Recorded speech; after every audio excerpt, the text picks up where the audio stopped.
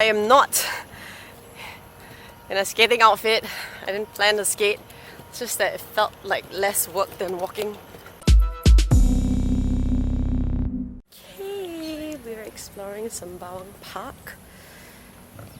So a brief history. So some of these are the original tracks, but they're restored now. But they were the original paths and tracks set out by the British. And of course the British took back this entire area because they wanted to develop it into a naval base, and that was in 1924. Of course, since then, 1968, the British returned the naval base back to our local Singapore government, and our government has basically, I think from the 2000s onwards, has developed it into what is now known as Sembawang Park. But let's go wear our skates because it's a long way to walk. Okay, so this is the entrance at Tuah Road and Sembawang Road. We're going to go all the way into the beachfront. I am not dressed for skating, but it just seems too... well, it seems faster to just go on skates than to walk.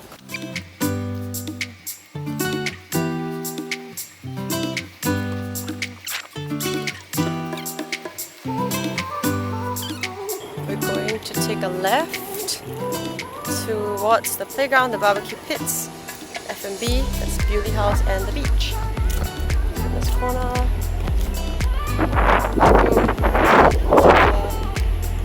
playground, other people on skates.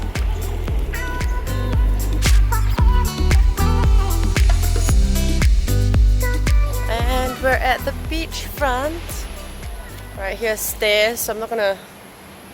I'll walk us down. But here you can see the back of Beaulieu House. You can see the neoclassical architectural style with the rooftop patio and the mansard roof, which is sloping. How nice. I'll bring you there in just a bit. Let's just explore the park first. It's actually a really nice, idyllic place.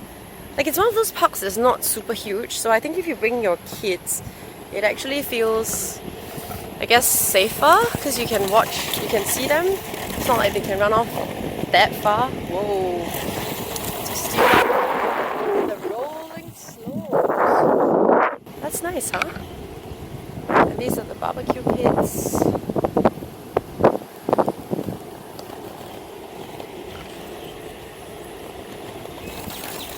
And some more bathrooms.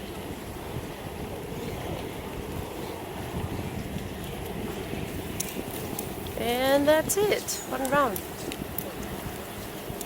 And this goes back up to the Canberra Sembawang Park connector. So, yep, the park in a nutshell. People boating. And so the park is just above. You can see this part of the beach. I think it's even more like recreational for families to just enjoy. Actually, the water looks really clear. Let's go have a look. From where I'm looking, it looks really clear at least.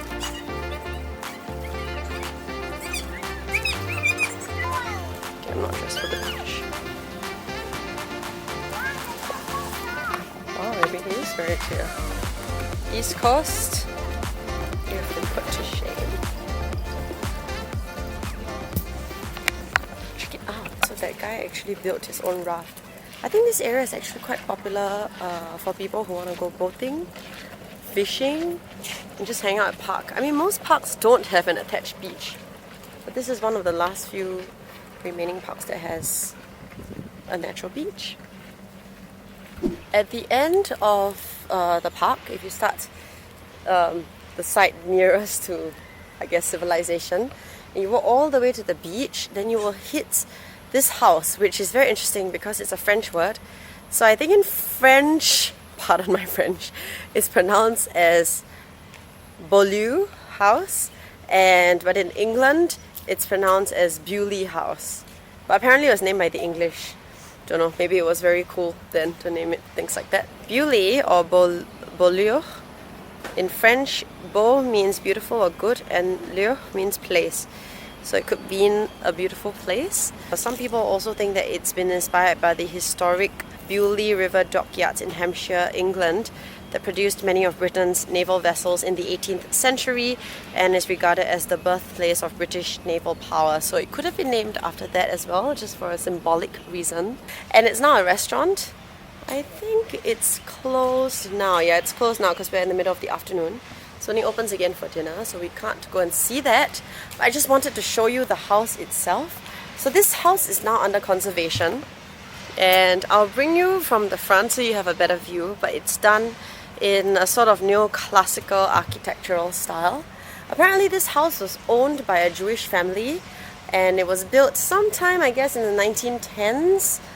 And apparently the Jewish family was by the name of David, right? And it was a prominent Jewish family. Like, I think they were probably one of the more prominent families in the area, I guess, to be able to have built this seaside home. Can you just imagine in its heydays? I mean, it's literally a seaside home. It goes down to the water.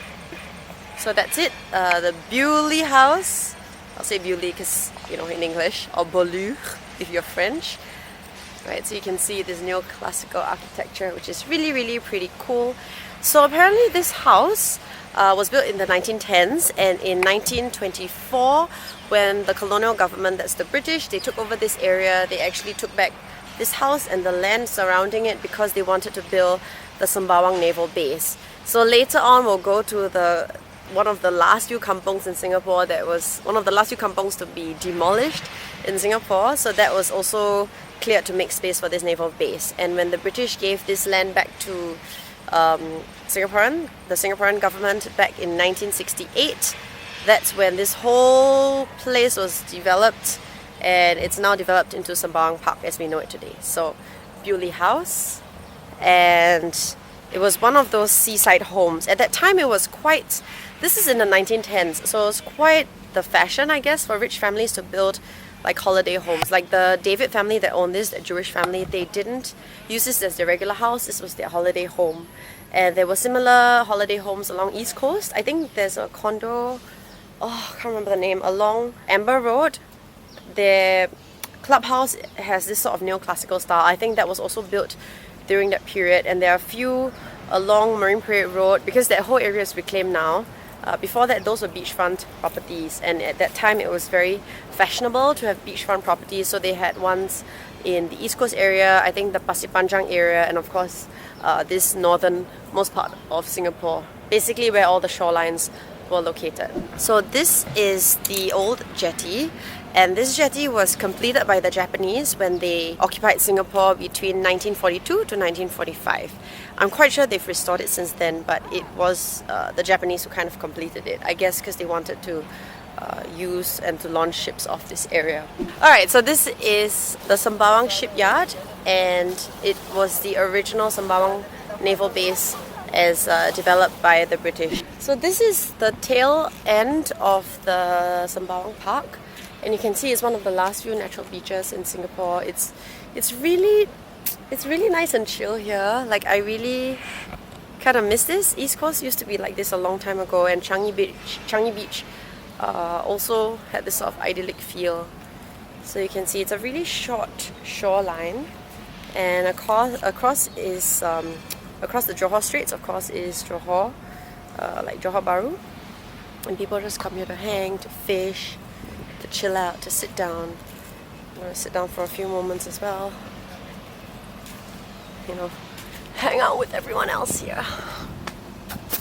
Yeah, so you can see this is where the naval base used to be, and now is Sembawang Shipyard, and it actually stretches from here in Sembawang all the way to Woodlands, like near the causeway. So it's a really pretty huge dockyard. I think you need like 45 minutes to an hour to walk like from the start of that dockyard to the other end.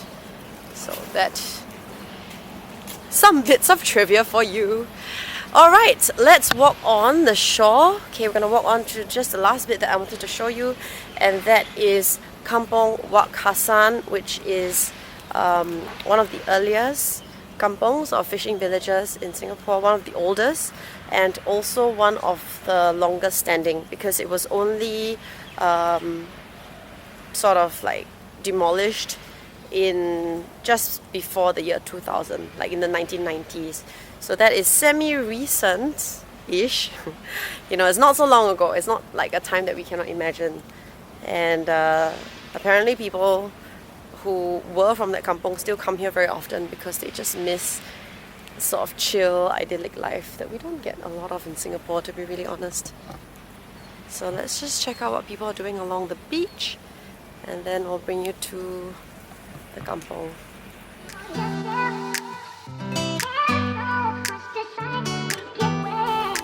It's a weekday, guys. It is 4:30 on a weekday, and all these families are just enjoying their time here.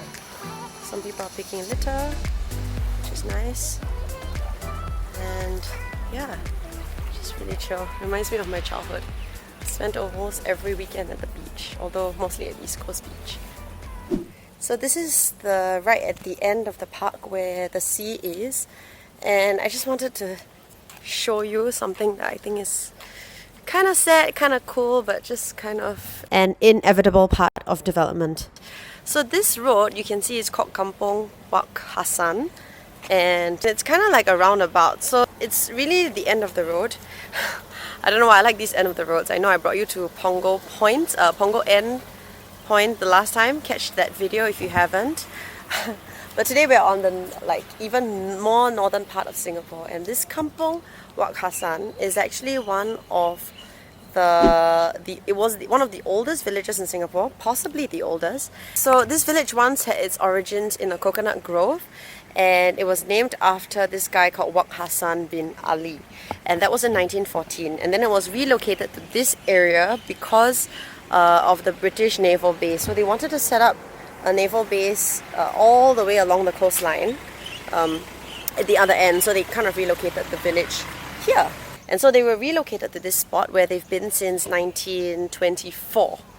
Right, so in 1924 they were here, and then they've been here all the way until just before the year 2000. So they were actually asked to relocate in the 1990s. So it's actually not that long ago that this place was actually like a kampong, literally. So from here, this is literally the only remains of the kampong, the fact that it's named after it. And so if you can imagine it, this whole area was the kampong, right? But now it's just this road and the public space, and there's this seawall. So apparently a lot of the old residents who used to live here, they've been relocated to I guess what you would call modern day kampongs, which are HDBs. But apparently a lot of them still come back here to sit, you know, by the seawall, to fish, and just to remind themselves of days once past. So you can see the seawall is now partially collapsed. Oh, actually no, it's not. They've actually reinforced it. You can actually go down. Guess it's quite low tide now.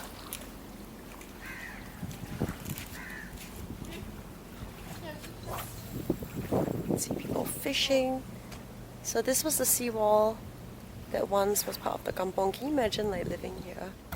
You would wake up to this view, and across of course is the Johor Straits, like all that is Malaysia.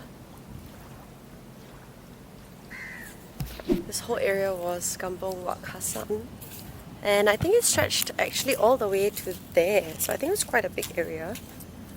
Of course now the area is like a fancy residential spot. And over there of course is the rest of Sembawang Park. So just some information on how to get here. You can take bus 882, and it's kind of like a feeder service. It comes all the way into this park. It makes a U-turn here at Kampong Wak Hasan, and then it goes back out.